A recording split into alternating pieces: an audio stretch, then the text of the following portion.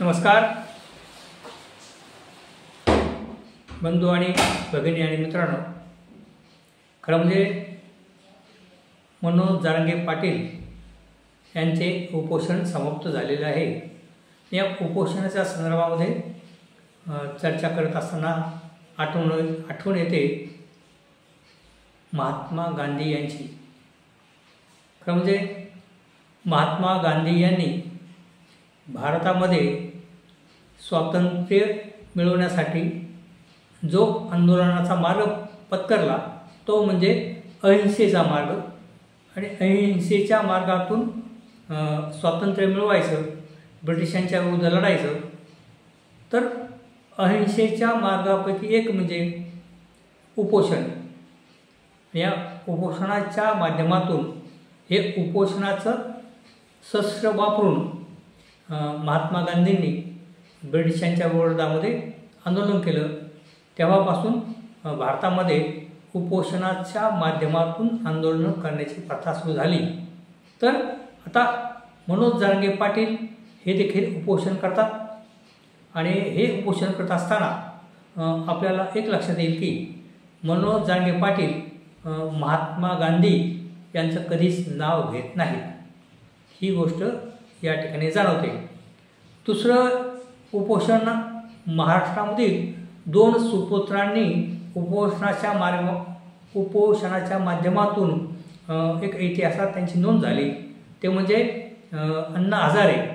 तर अण्णा हजारे हे गांधीवादी नेते म्हणून प्रसिद्ध आहेत, आणि त्याचप्रमाणे एक उपोषणाच्या माध्यमातून अण्णा हजारे यांनी माहितीचा कायदा असेल किंवा भ्रष्टाचार, त्यांच्या काळामध्ये अनेक भ्रष्टाचारी मंत्र्यांना त्यांनी घरी बसवलं, आणि महाराष्ट्रामधील असणाऱ्या अनेक भ्रष्ट मंत्र्यांना घरी बसून अनेक भ्रष्टाचार त्यांनी बाहेर काढले। तेव्हा ते अण्णा हजारे हे उपोषणाच्या माध्यमातून फार मोठं त्यांनी कार्य केलेलं आहे। परंतु अण्णा हजारे यांचं जे आता शेवटचे आंदोलन झालं, जे फार मोठं आंदोलन झालं की जे लोकपाल बिल, तो लोकपाल हे जे आंदोलन झालं, या आंदोलनाला संपूर्ण भारतामध्ये त्यांना प्रतिसाद मिळाला, आणि अण्णा हजारेंना अनेक उच्च कोटीच्या बुद्धिजीवींनी पाठिंबा दिला, अनेक मोठ्या मोठ्या बुद्धिजीवी आणि मोठ्या पत्रकारांनी पाठिंबा दिला, अनेक मोठ्या मोठ्या संघटनांनी आणि समाज माध्यम आणि इतरांनी अण्णा हजारेंना पाठिंबा दिला। तर अशा पद्धतीचं लोकपाल बिलच्या संदर्भामध्ये केलेलं दिल्लीमध्ये प्रचंड मोठं जे उपोषण झालं अण्णा हजारेचं, तर त्यावेळेला देखील हे लोकपाल बिल हे घटनाविरोधी आहे, आणि घटनेमध्ये जसं राष्ट्रपती, पंतप्रधान आणि ही जी यंत्रणा बाबासाहेब आंबेडकर यांनी उभी केलेली आहे, तर त्याच्यामध्ये एक लोकपाल आणखीन उभा करून एक घटनेच्या विरोधामध्ये एक तरतूद अण्णा हजारे करतात की काय, अशा पद्धतीची चर्चा बाकी त्याच्यानंतर चालू झाली। म्हणजेच अण्णा हजारेचं लोकपाल बिलच्या संदर्भातलं जे आंदोलन होतं ते घटनाविरोधी होतं। तर तसंच मनोज जरांगे पाटील यांचं मराठ्यांना ओबीसीमधून आरक्षण द्या ही मागणी देखील घटनाबाह्य आहे, अशा पद्धतीचं घटनातज्ञ बोलतात। तेव्हा या दोन गोष्टी आपल्याला लक्षात येतील की जरांगे पाटील यांचं आंदोलन आणि अण्णा हजारे यांचं लोकपाल बिल आंदोलन हे घटनेच्या विरोधामधले आहेत, हे गोष्ट अधोरेखित होते, अनेक तज्ज्ञ मंडळी तशा पद्धतीने बोलत असतात। तर अण्णा हजारे हे त्यागमूर्ती, आणि त्यांनी संसार केला नाही, आणि राळगड सिद्धीचं गाव त्यांनी सुधारवलं, आणि त्यांचा आता ट्रस्ट आहे, त्या ट्रस्टच्या माध्यमातून कामं चालतात। तर एक फार मोठा देशव्यापी त्यांचं नाव झालेलं। तर त्या बाजूला पुढे मनोज जरांगे पाटील हे यांचं एकजातीय उपोषणाचं आंदोलन झालेलं आहे। केवळ मराठा समाजाला ओबीसी कोट्यातून आरक्षण द्या यासाठी जरांगे पाटलांनी आंदोलन केलं। तर एकजातीय आंदोलन करणारा नेता म्हणून मनोज जरांगे पाटील यांची इतिहासात नोंद होईल। तर असा फरक अण्णा हजारे आणि जरांगे पाटील यांच्यामध्ये आहे। दुसरं, जरांगे पाटील आणि अण्णा हजारेमध्ये एक साम्य आहे की अण्णा हजारे आपल्या व्यासपीठावर कधीही बाबासाहेबांचा फोटो लावत नाहीत, किंवा अण्णा हजारे व्यासपीठावर असेल किंवा त्यांच्या एकूणच सभांमध्ये बोलण्यामध्ये डॉक्टर बाबासाहेब आंबेडकर यांचं ते कधीच नाव घेत नाहीत। एक तसंच मनोज जरांगे पाटील हे देखील त्यांच्या व्यासपीठावर डॉक्टर बाबासाहेब आंबेडकर यांचा फोटो घेत नाहीत किंवा जरांगे पाटील हे डॉक्टर बाबासाहेब आंबेडकर यांचा कधी नावाचा उल्लेख देखील करत नाहीत, हे देखील आपल्याला जाणवलेलं आहे। तेव्हा ही दोन व्यक्ती अण्णा हजारे आणि मनोज जरांगे याच्यामध्ये हे साम्य आहे की ते बाबासाहेबांचे तस्वीर आपल्या व्यासपीठावर लावत नाहीत।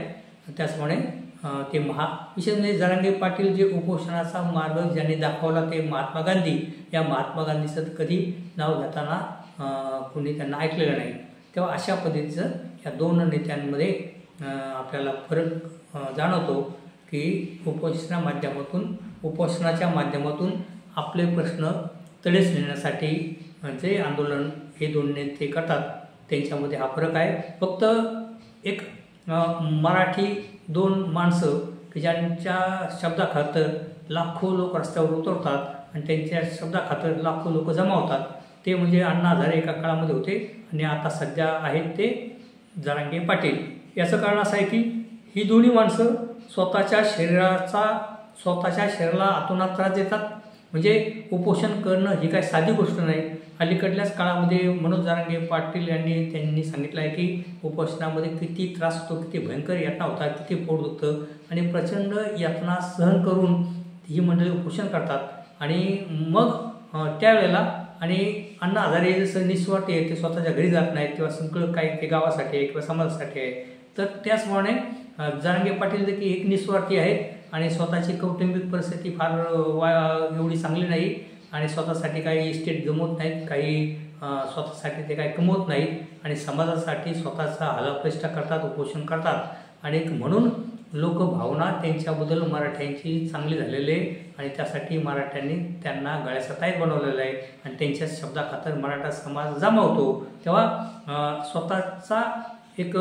स्वतःच्या शरीराची पर्वा न करता आणि उपोषणाला बसण्याची जी हिंमत आहे ही या दोन नेत्यांमध्ये असल्यामुळे त्यांनी ही आंदोलनं मोठ्या प्रमाणात केलेली आहेत। परंतु या ठिकाणी जाणवते की अण्णा हजारे यांचं थोडंफार वाचन असावं, कारण त्यांनी महात्मा गांधींचं चरित्र वाचलं असणार आणि विवेकानंद हे जे त्यांचे आदर्श आहेत त्यांनी अण्णा हजारे यांनी एका मुलाखतीत म्हटलं होतं की अण्णा हजारे यांनी असं म्हटलं होतं की मी विवेकानंद यांचं चरित्र वाचलं व माझ्या जीवनामध्ये बदल झाला।